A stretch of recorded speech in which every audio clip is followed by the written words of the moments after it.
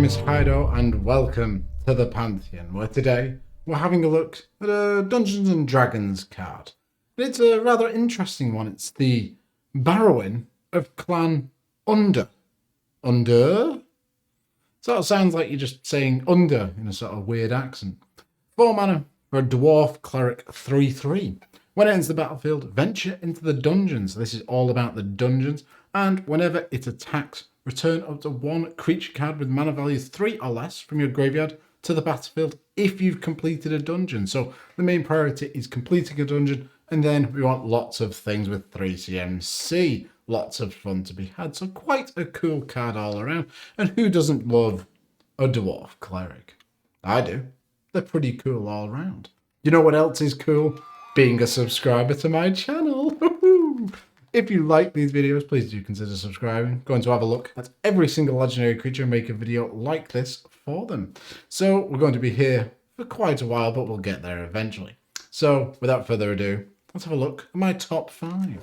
And in at number 5, we've got Triumphant Adventurer, and all about proceeding through the dungeon because we want to complete the dungeon before our commander can do anything else. So this is a 2 mana 1/1 with Death Touch. It's a human knight, and look at all that booty and treasure he's got on his shoulder. And as long as it's your turn, it has first strike. So when we swing in with first strike and Death Touch, we're going to be dealing lethal damage in the first strike combat step. Then the creature will die.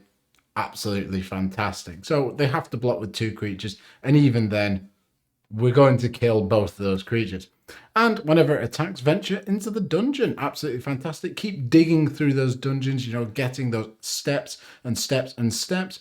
Which dungeon you want to go in, it really depends on what you're playing against. You need to sort of analyze the battlefield and figure out for yourself, well, do I need to finish it quickly? Can I go for a shorter one or a longer one? All of that, I'll leave it up to you. But then we've got Undurr, Selfless Paladin. 3 mana, so our commander can bring it back once we've completed the dungeon. For a 3/3 with Vigilance, when it enters the battlefield or attacks, venture into the dungeon. So this is fantastic. If we're reanimating it, we're going to get another venture trigger just from it coming back into play. Wonderful card, very, very powerful. And other creature control get +1/+1 as long as you completed a dungeon. So making our commander a bit bigger, and just all of our other teammates are going to be rather large. Then we've got a Severak, the Archlich, 3 mana, so again can be reanimated with our commander for a 5/5. When it enters the battlefield, if you haven't completed Tomb of Annihilation, return it to its owner's hand and venture into the dungeon. So you can keep bouncing this back to your hand over and over again, so long as you've not completed that. Really, really nice. And it can help you get through that dungeon fantastically. Then when it attacks, for each opponent you create a 2/2 black zombie creature token, unless that player sacrifices a creature. Really nice effect, helps us to get in there and just makes a large army for us if our opponents don't sack. Really, really wonderful card. And it's a 5/5. Then we've got the Radiant Solar. 6 mana for a 3/6 with flying and lifelink. When it or another non-token creature enters the battlefield under your control, venture into the dungeon. And pay 1, discard it from your hand, venture into the dungeon, and gain 3 life. It's just like cycling, except you venture into the dungeon. Woohoo! Cycling's the best thing that's ever happened to Magic. This is a really cool card. And if you're building around this deck, I'd sort of go for an enter the battlefield sort of sub-theme, because all of these cards care about entering the battlefield to venture into the dungeon. So does our commander. Maybe you could build in a couple of flicker sort of abilities. Which brings me on to my number 4 pick. And at number 4, we've got an enter the battlefield effect here, but all of these are about sacrificing to getting an effect, because when our commander attacks in, we want to be able to get something back with him. So all of these sacrifice for some cool value. Ranger Captain of Eos, 3 mana for a 3/3 human soldier. When it's the battlefield, you may search your library for a creature card with converted mana cost 1 or less, reveal it, put it into your hand, and shuffle your library. Absolutely fantastic, just tutors, a wonderful card, maybe, Mother of Ruins, something like that to help our commander get in, keep attacking every turn. Then you can sacrifice it. Your opponents can't cast non-creature spells this turn. So we can either do this on our turn to make sure that we get something through, get it through any counter spells because our opponents then can't cast them. Or if we're suspecting maybe our opponents of having a board wipe, something like that, we can hold it open to their turn, in their upkeep, sacrifice it, Oh, you're not going to board wipe me today, Peter. Don't know why it was Peter. Usually it's John. I hate John. Anyway, a cool card that you could search up with this is Dauntless Bodyguard. 1 mana for a 2/1 human knight. When it enters the battlefield, choose another creature you control. Sacrifice it. The chosen creature gains indestructible until end of turn. So the really cool thing is you can use your commander, attack in, bring this back when it comes back in, name your commander, and before your opponents block it and kill it, you can sacrifice this to keep your commander alive. Not great value from that, but it's something you could end up doing. And this can just protect the key pieces on your board. Then we've got a nice bit of removal here in Bane Whip Punisher. 3 mana for a human warrior, 2/2. When it enters the battlefield, you may put a -1/-1 counter on target creature. Pay a black and sacrifice it, destroy a target creature that has a -1/-1 counter on it. So it puts it back in the graveyard so we can reanimate it again with our commander. Really, really nice removal spell. Awesome. It just is really, really cool. I love this sort of flavorful thing. And the artwork is amazing as well. Look at that river of blood and all the zombies coming through. And it's just fantastic. It just works fantastically. Then in Commander, everyone plays a legendary creature as their commander. Except for they're playing Planeswalkers. But, well, we can't deal with that with this, but we can still attack it. Bounty Agent, 2 mana, 2/2 with Vigilance. It's a human soldier. Tap, sacrifice it, destroy target legendary permanent. There's an artifact, creature, or enchantment. So this can just kill a Planeswalker. Can't kill a Planeswalker, Adam. By God. Can kill a commander or something like that. A big threatening Elish Norn or something like that. Actually, if Elish Norn's on the field, this comes in as 0/0. Okay, fair enough. Not great. But a card that is really, really cool is Dothy Voidwalker. 2 black mana for a 3/2 with Shadow, so it can't be blocked, and it can only block creatures with Shadow. If a card would be put into an opponent's graveyard for an hour, exile it instead with a Void counter on it. Then tap, sacrifice it, choose an exile card that the opponent owns with a Void counter on it. You may play it this turn without paying its mana cost. Really, really awesome card to, just hold up. The coolest thing you can do with this, in my opinion, in these colors anyway, is if your opponent, they counter something and it goes to exile, just sit there with this waiting so you have a counter spell available for free. And then using your commander, you can bring this back. Hopefully, someone else plays another counter spell. Just hold it up. Absolutely wonderful value. It's such a cool card. Then we've got Priest of Fell Rites, 2 mana for a 2/2, so nicely reanimatable with our commander. To Human Warlock, and you pay 3 life, tap it and sacrifice it. Return target creature card from your graveyard to the battlefield. Activate only as a sorcery. And you can unearth it for 5 mana, so just bring it back and then it exiles when it leaves the play. But the really cool thing, yes, okay, we're just reanimating a 2/2 to start with, but our commander is A, not always going to be able to reanimate things because maybe we've not completed the dungeon, and B, it might die and we're not attacking in with it. So just having some redundancy and being able to reanimate things is fantastic. And, it's just a good creature all around. Paying 3 life is not that big of an issue. Then a catch-all removal spell here, Necrotic Sliver. We're not playing a Sliver tribal deck, but this card I think is just good enough to put in by itself. 3 mana, 2/2. All slivers, even your opponents, have pay 3, sacrifice opponent, destroy target permanent. So it just gets rid of absolutely anywhere. There we go. Bounty Agent can't get Planeswalkers, but this monstrosity can. Absolutely fantastic. Just deals with anything. Which brings me on to my number 3 pick. And at number 3, we've got Immortal Servitude. And because everything's so low to the ground, this is a fantastic mass reanimation spell. Triple black or triple white, either, you can combine them in any sort of way that you want to.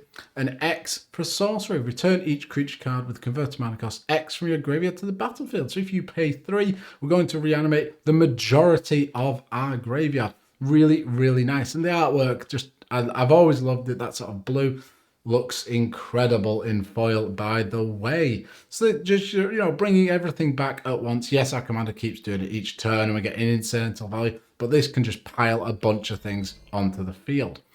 But we're talking about 3MC, and all of these cards work fantastically with it. Unearth, 1 black mana for a sorcery. Return target creature card with converted mana cost 3 or less from your graveyard to the battlefield. And then it's got cycling. Wonderful. So this is just really nice. Get one of our key sort of creatures back, you know, maybe something that comes in, destroys something, Banewit Punisher. 1 black mana, bring it back, and then we can do it again when we attack with our commander. Fantastic value. Then the Savine's Reclamation. 3 mana for a sorcery, return target permanent card with converting mana cost 3 or less from your graveyard to the battlefield. If the spell is cast from a graveyard, you may copy this spell and may choose a new target for the copy. Flashback for 5 mana. So really, really nice. The cool thing about this is that it can get back lands. So if we're playing fetch lands or something like that, this can reanimate a land. It's white ramp. And also if we're playing things like Commander Sphere or Mind Stone, we can get this back as well. You know, sack it to draw a card, get it back with this. We've got the ramp again. We can sack it for another card. There's just so much value to be had with this card. Then I'm going to have to break my neck a little bit here. Revile and Revenge. So 2 mana for a Revile. Return target creature card with converted mana cost 3 or less from your graveyard to the battlefield. Pretty good, exactly what the deck wants to be doing. And then Revenge, 6 mana, double your life total. Target opponent loses half their life, rounded up. So that's a really cool include. You know, this could potentially win you the game. Say your opponent's sitting at 30 life, but you've only got 15 power. You play this, boom, they're down to 15 and you've doubled your life total. There you've got lethal. So having this sort of effect in the deck is really, really cool, and it can come in useful. Then we've got Call of the Death Dweller. 3 mana for a sorcery, return up to 2 target creature cards with total converted mana cost 3 or less from your graveyard to the battlefield. Put a Death Touch counter on either of them, and then put a Menace counter on either of them. So just really nice value. Gets you, you know, potentially 2 creatures back, but those counters are going to be wonderful. A Death Touch Menacer, it's pretty solid. Then we've got Idol of Endurance. 3 mana for an artifact. When it enters the battlefield, exile all creature cards with converted mana cost 3 or less from your graveyard until it leaves the battlefield. Pay 2 and tap it until end of turn. You may cast creature spells from among the cards exiled with Idol of Endurance without paying its mana cost. So this is a really nice backup to our commander. You know, if our commander's been killed a couple of times, it costs 10 mana. Jesus Christ, what are we going to do? Well, we can just exile everything and then just keep casting it once a turn. Just gets tons and tons of value back. Then we've got Sun Titan, the biggest of boys. 6 mana for a 6/6 with Vigilance. And whenever it enters the battlefield or attacks, you may return target permanent card with mana value 3 or less from your graveyard to the battlefield. You know, it just does a good impression of our commander. Actually, our commander's doing a good impression of Sun Titan because Sun Titan is just phenomenal. It also gets lands back, artifacts, enchantments, planeswalkers if you have one. Really, really nice value. And talking of value, let's get back all of our creatures and protect them in a couple of different ways because board wipes will happen. Promise of Tomorrow is an excellent card, especially with Sun Titan. 3 mana for an enchantment. Whenever a creature you control dies, exile it. So, okay, it doesn't go to the graveyard, so we can't reanimate it. But at the beginning of each end step, if you control no creatures, sacrifice Promise of Tomorrow and return all cards exiled with it to the battlefield under your control. Really, really nice. Allows you to, you know, slowly sort of chip away, you know, your creatures into exile. And then once a board wipe happens, you get everything back. Your opponents are set back to 0. And if you have Sun Titan exiled with this, Sun Titan, you know, he comes back in, he returns this because it's 3 CMC, and then you can do it all over again. There's so much value to be had. Then another way that we can sort of play around, you know, board wipes, things like that, is Thrilling Encore. 5 mana for an instant, put onto the battlefield under your control all creature cards in all graveyards that were put there from the battlefield this turn. So if someone wipes the board, well, we're going to get not only our own creatures back, but all of our opponents. Absolutely incredible value and can really mess up people's, you know, sort of self-sacrifice synergy decks. Say, you know, they sacrifice everything, you know, to Blood Artist, and then at the end of turn, it's all going to come back. Well, we can just steal it before it all comes back under their control. Wonderful card. Absolutely great value. Oh, I've messed up. What have I done? Oh, no. Oh my god. We're back on track. Rise of the Dark Realms, 9 mana for a sorcery. Put all creature cards from all graveyards onto the battlefield under your control. So after that board wipe, we'll just bring everything back. Get absolutely tons of value. Really, really cool card. The artwork is great. Look at those sort of purple eyes. They look incredible in foil. And then, yes, everything can die, but why would we want it to? Teferi's Protection, 3 mana for an instant until end of turn. Your life total can't change and you have protection from everything. All permanents you control phase outs. They just cease to exist, so our opponents can't deal with them. And if you just do this in response to a board wipe, saves all of your stuff. Wonderful. Brilliant, brilliant card. And then you do have to exile it, so you can't return it or anything like that. But who cares? You know, you kept everything you need to alive. Which brings me on to number 1. And this is a card, it's always been a personal favourite of mine, and it fits fantastically in this deck. It's Peacekeeper. 3 mana for Summon Peacekeeper. I think he's a human. It's a 1/1, and during your upkeep, pay 2 mana or bury him. Creatures cannot attack. So, why is this so cool in this deck? Well, we have this on the field. Okay, none of our opponents can attack. We go all the way around the turn cycle. We get to our turn, we let him die. So, we're free to attack. Then we swing in with our commander. We get the Peacekeeper back, but because our commander's already attacking, all our other creatures are still attacking, it doesn't stop them. But then, once we go back around the turn cycle, our opponents can't attack again. It's just so much value. And, you know, if you don't have your commander on the field, you can always just pay that 2 mana so that, yes, I can't attack, but neither can anyone else. So much value from a 3 CMC card. It's fantastic. And I do love the artwork. That horse in the background with the sunset looks lovely. Then a couple of cool ways to keep our commander alive, because he is going to be swinging in each turn. Maze of Ith is a land. Tap it to untap target attacking creature. Prevent all combat damage that will be dealt to and dealt by the creature this turn. So yes, usually we'd want to be using this on our opponent's sort of Voltron commander. But if we're, you know, facing down a bunch of massive creatures on every side of the board, we can attack with our commander, get our trigger, get our creature back, then untap him, save him from dying a horrible, miserable death. Then we've also got Gustcloak Savior. 5 mana for a 3/4 with flying bird soldier. Whenever a creature you control becomes blocked, you may untap that creature and remove it from combat. So this is wonderful. If you just wanted to swing all out, this card is fantastic. Untaps everything, allows you to save whatever you want, especially our commander. We get all those on attack triggers. Brilliant. We're just going to be flying through the dungeons. And then finally, we got Reconnaissance. 1 white for an enchantment, pay 0. Ooh. Oh, it's like an, oh, that was the joke. Oh, Christ, Jesus God. Remove target attacking creature you control from combat and untap it. So again, we can do this after our commander's attacked. We get that trigger and then we untap and remove him from combat. And those are my top 5 cards for Barrowin. Really cool name and quite a cool commander, to be fair. I think he's really quite nice. Or she, I don't know what it is. But yeah, cool card. Thank you very much for watching. If you enjoyed this, please do like, comment, subscribe, and maybe send it to a friend. Thanks for watching. Bye.